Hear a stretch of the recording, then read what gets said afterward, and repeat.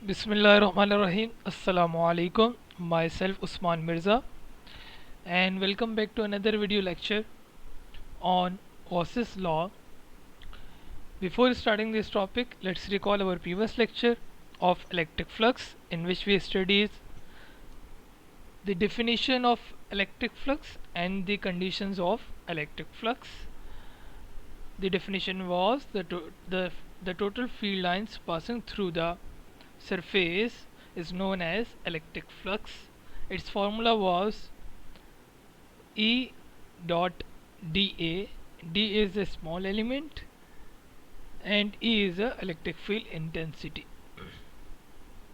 Now, first of all, we are discussing why we are using Gauss's law.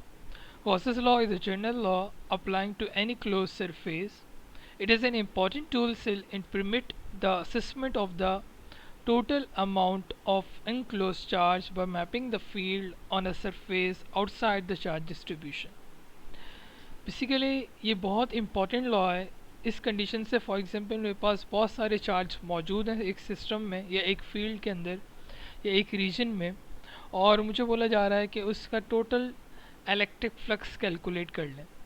तो क्योंकि बहुत सारे charge मौजूद हैं तो हर किसी की इलेक्ट्रिक फील्ड इंटेंसिटी डिफरेंट होगी और हर किसी का एरिया डिफरेंट होगा, हर किसी का एंगल चेंज होगा। तो वो मेरे लिए कैलकुलेशन करना आसान नहीं है। उस कैलकुलेशन को आसान बनाने के लिए हम क्या करते हैं, गॉसेस लॉ अप्लाई करते हैं। गॉसेस लॉ की एक शर्त है। एक शर्त क्या है, हमने जो सरफेस है उसे हमने क्लोज कर देना, क्लोज्ड कर देना। किसी तरीके से जो चार्ज डिस्ट्रीब्यूशन हुई है, जो रैंडम चार्ज डिस्ट्रीब्यूशन है, उसे हमने किसी तरीके से क्लोज कर देना है।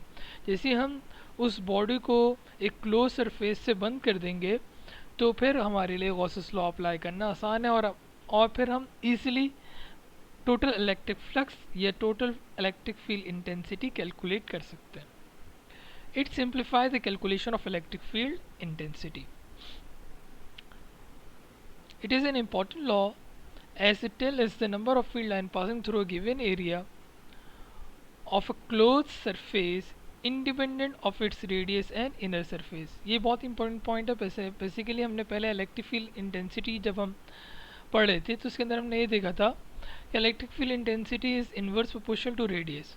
बट हम जैसे ही गॉसेस लॉ अप्लाई करेंगे तो फिर वो रेडियस की डिपेंडेंट नहीं रहेगा, क्योंकि हमने क्लोज सरफेस कर देना है, बॉडी को बंद कर देना है। तो फिर वो रेडियस की डिपेंडेंट नहीं है कि अब सरफेस किस तरीके का भी हो, चाहे स्फेरिकल शेप में हो, चाहे सिलेंडर फॉर्म में हो, चाहे प्लेनर फॉर्म में हो या बॉक्स की फॉर्म में हो, या किसी भी फॉर्म में मौजूद होगा सरफेस। हमने सिर्फ उसे क्लोज करना है और उस सरफेस के रेडियस के ऊपर डिपेंडेंट नहीं है कि रेडियस छोटा है बड़ा है, इसके ऊपर भी इलेक्ट्रिक फील्ड इंटेंसिटी डिपेंड नहीं करेगी।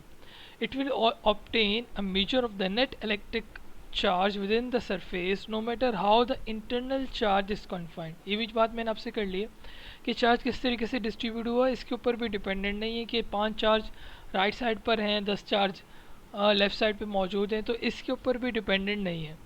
सिर्फ डिपेंड किसके ऊपर कर रहा है, गॉसेस बॉडी। हमने गॉसियन बॉडी बनाने किसी तरीके से, और क्लोज बॉडी होनी चाहिए, चारों तरफ से वो सरफेस जो है वो क्लोज हो जाएगा। जैसे वो क्लोज होगा तो फिर हम गॉसेस लॉ अप्लाई करके टोटल इलेक्ट्रिक फ्लक्स कैलकुलेट कर सकते हैं। Gauss's law, according to Gauss's law, the total flux link with a closed surface is 1 upon epsilon naught times the charge enclosed by the closed surface. जितना charge उस close surface के अंदर आ जाएगा उसको हम कैपिटल Q से represent कर रहे होंगे, ठीक है। 1 upon epsilon naught times the charge enclose by the close surface. ये टोटल फ्लक्स निकालने का तरीका है Q अपॉन एप्सिलॉन नॉट।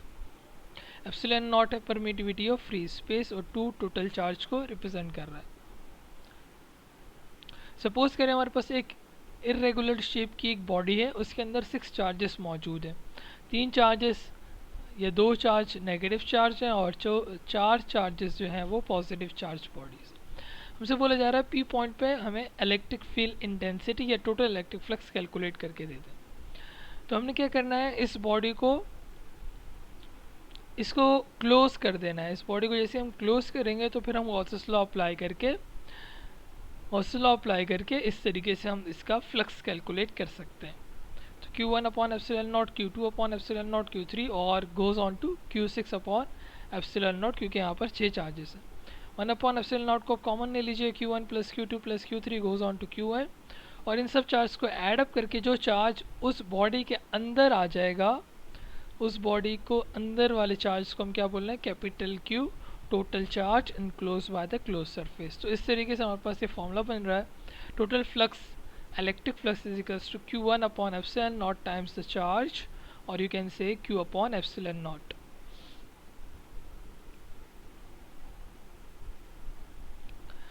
अब देखिए बाय डेफिनेशन फ्लक्स हमने पीछे प्रीवियस क्लासेस के अंदर देखा था, by definition E dot D A cos theta या ई ए कॉस थीटा, यहाँ पर आई रिप्रेजेंट कर रहा है नंबर ऑफ चार्जेस को, कि जितने चार्जेस होंगे उन सबको ऐड अप कर देंगे तो टोटल फ्लक्स कैलकुलेट हो जाएगा। यहाँ पर समीशन भी टोटल को रिप्रेजेंट कर रहा है। इसी तरह इंटीग्रेशन का मतलब भी टोटल होता है, सम ऑफ ऑल दी फ्लक्स। तो integration of E dot D ए क्या है, स्मॉल एलिमेंट है इस सरफेस का, small element.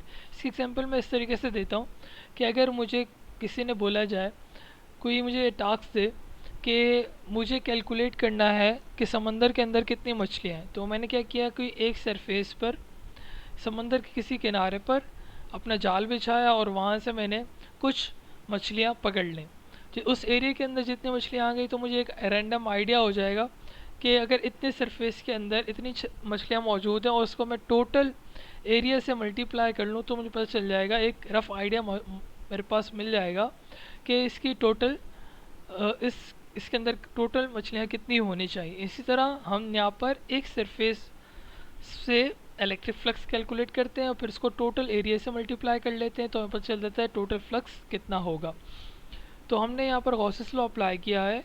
Integration of close, integration का मतलब है सरफेस को आपने इस तरीके से बंद कर देना है।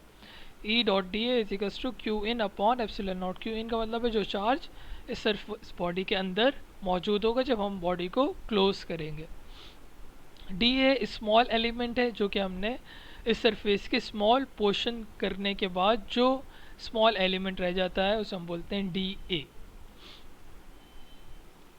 यहाँ पर गॉसेस लॉ को दोबारा से प्रूफ किया गया है। यहाँ पर 3 चार्जेस मौजूद हैं, आपको नज़र आ रहे हैं। एक इर्रेगुलर शेप की बॉडी है, उसको हमने स्फेरिकल वर्शन बॉडी से क्लोज कर दिया। जैसे हमने क्लोज किया तो फिर हमने गॉसेस लॉ अप्लाई कर दिया, ई डॉट डी ए कॉस थीटा। अब देखें इलेक्ट्रिक फील्ड इंटेंसिटी और वेक्टर एरिया के दरमियान एंगल 0 डिग्री बन रहा है तो cos 0 1 हो जाएगा।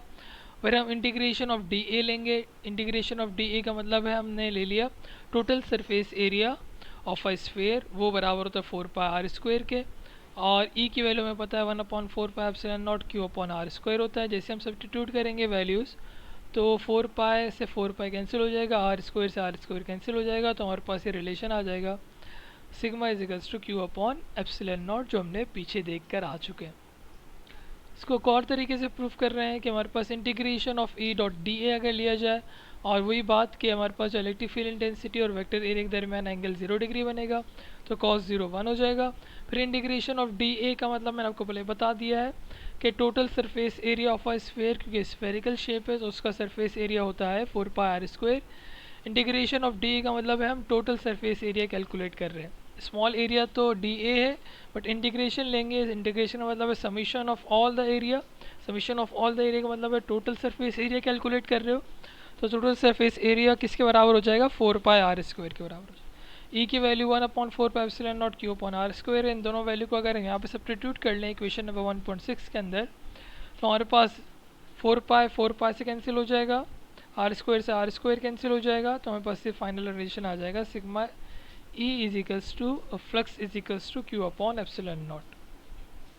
तो दोनों तरीके से मैंने आपको प्रूफ करके दिखा दिया कि आपके पास जो रिलेशन बन रहा है वो रिलेशन क्या है, total charge divide by epsilon naught. To find the total flux we have one condition, वो कंडीशन क्या है, कुछ सरफेस को क्या होना चाहिए, क्लोज होना चाहिए किसी तरीके से। Thanks for watching.